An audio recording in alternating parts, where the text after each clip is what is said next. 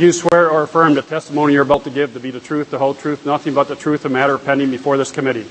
I do. By the time BP CEO Tony Hayward appeared before Congress in mid-June, he was well under pressure, even though Hayward had been in the Gulf of Mexico region within days of the explosion on April 20th. That cost 11 lives and led to the sinking of the Deepwater Horizon oil rig and America's worst oil spill disaster. It's clearly been a tragic accident, and I feel great grief and sorrow. At first, BP's strategy was to say while it would pay for the cleanup, other companies were also responsible for the well.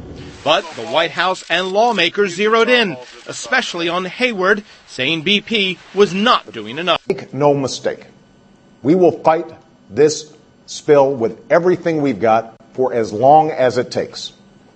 We will make BP pay for the damage their company has caused. And we will do whatever is necessary to help the Gulf Coast and its people recover from this tragedy. The 28-year BP veteran, in the top job for only 3 years, insisted BP was doing all it could to cap the well and minimize damage. But he was also criticized for some of his statements. There's no one who wants this thing over more than I do. I'd like my life back.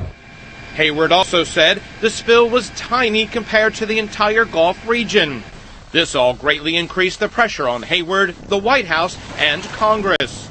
Hayward and BP's chairman, Carl Hendrik Svenberg, only in the job for 6 months, were off to Washington.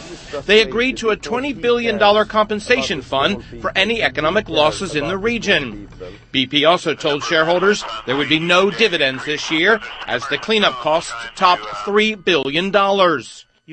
Lawmakers insisted Hayward explain his company's handling of the disaster at a June 17th hearing. Since I became CEO, we have made a lot of progress.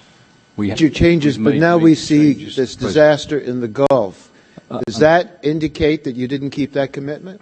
And one of the reasons that I am so distraught. Could you answer yes or no? Is that I don't want to know whether you're distraught.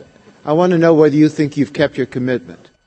Within days, Hayward handed over control of the spill response to Bob Dudley, an American-born veteran of BP. Tony Hayward met with major investors and stakeholders around Europe and the Middle East, shoring up support and reportedly offering to sell assets. BP has agreed to sell around $7 billion worth of assets. That'll put a little more in the kitty for Mr. Hayward's successor to deal with the economic mess and the spill. But analysts say it won't nearly be enough to deal with the inevitable lawsuits and fines. Jim Bolton, CNN, at BP headquarters in central London.